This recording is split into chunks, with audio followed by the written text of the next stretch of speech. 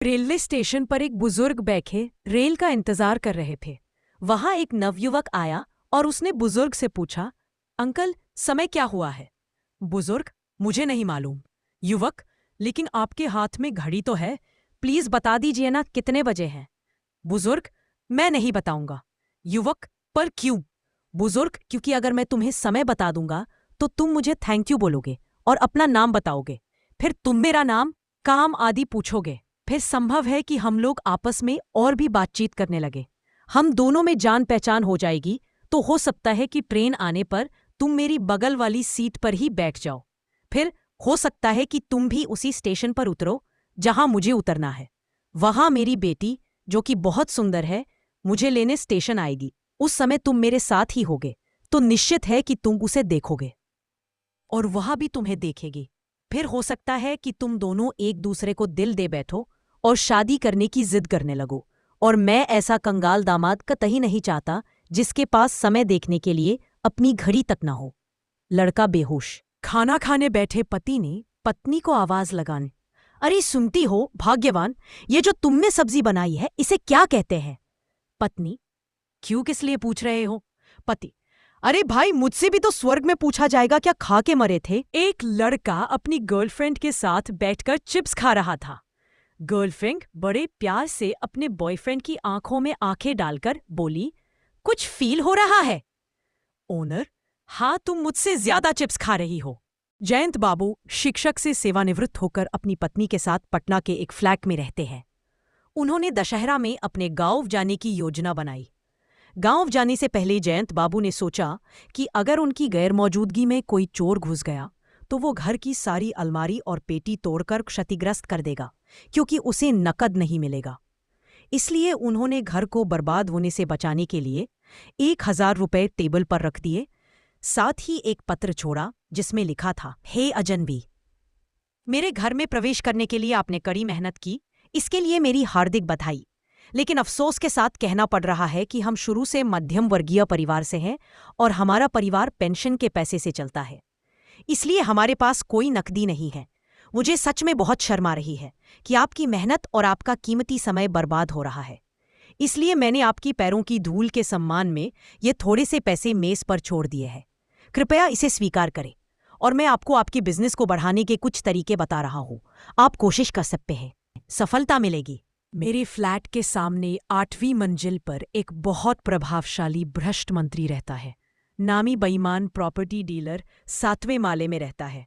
सहकारी बैंक के अध्यक्ष 6ठे तल पर रहते हैं। 5वीं मंजिल पर प्रमुख उद्योगपति है। 4थी मंजिल पर नामी महाराज जी है व 3री मंजिल पर एक भ्रष्ट राजनेता है। उनका घर गहनों और नकदी से भरा है। मैं निश्चित रूप से कह सकता हूं कि आपकी व्यावसायिक सफलता उन्हें नुकसान नहीं पहुंचाएगी और उनमें से कोई भी पुलिस को रिपोर्ट नहीं करेगा। दशहरा के बाद जब जयंत बाबू और उनकी पत्नी वापस अपनी फ्लैट में लौटे तो उन्हें टेबल पर एक बैग रखा मिला। बैग में 10 लाख रुपए नकद और एक पत्र रखा देखकर वह हैरान रह गए। पत्र पर लिखा था, गुरुजी, आपके निर्देश और शिक्षा के लिए बहुत बहुत धन्यवाद सर। मुझे इस बात का अफसोस है कि मैं पहले क्यों आपके करीब नहीं आ पाया। आपके निर्देशानुसार मैंने मिशन को सफलतापूर्वक पूरा किया। मैंने इस छोटी सी राशि को धन्यवाद के रूप में छोड़ दिया है। भविष्य में भी मैं आपके आशीर्वाद और मार्गदर्शन की कामना करता हूँ। भवदीय चोर। आजकल शांतिप्रिय व्यक्ति उसे माना जाता है जो अपने 20% बैटरी वाले मोबाइल को चार्जिंग से हटाकर अपना फोन चार्जिंग पर लगा देने वाले व्यक्ति पर भी नाराज न हो। आंटी की तबीयत बहुत खराब चल रही थी। अंकल थोड़े बेचैन थे।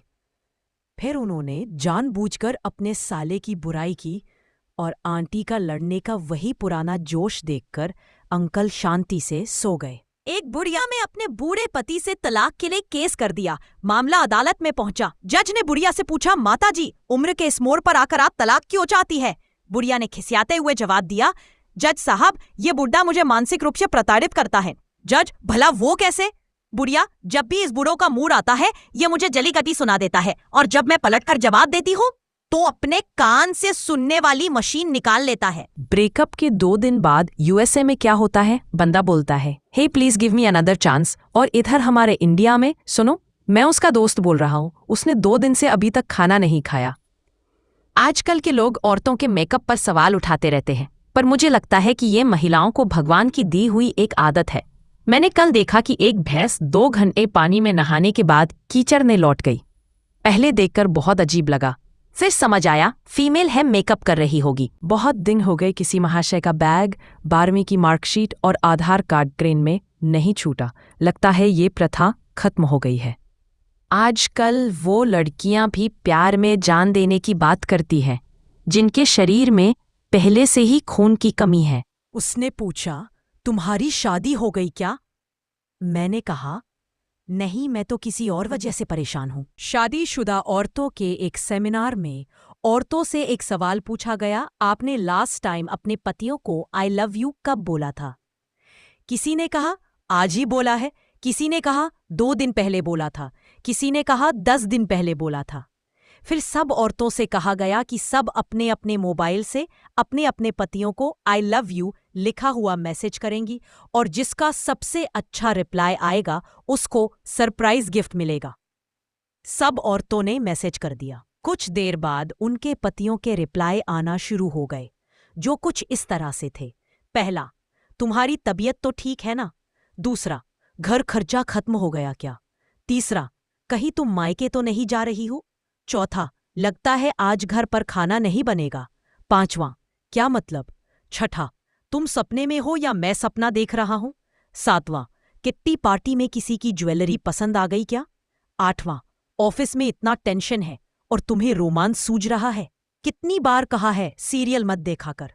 नवां, आज फिर से गाड़ी ठोक दी क्या? फाइनली जिसको सरप्राइज गिफ्ट मिला उसका रिप्लाई बड़ा खतरनाक था, I love you too. But आप कौन? रसायन विज्ञान की कक्षा में टीचर, पानी का फॉर्मूला बताओ। Student, H2O NgCl2 CaSO4 AlCl3 NaOH HNO3 HCl CO2। Teacher, ये उत्तर गलत है। स्टूडेंट, मैडम ये नाले का पानी है।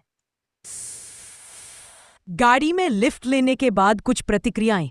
बंगाली, ओए थैंक्स यार। मराठी, होय आभार मित्रा। फिर आते हैं बिहारी, रोज यही से जावत है इनका।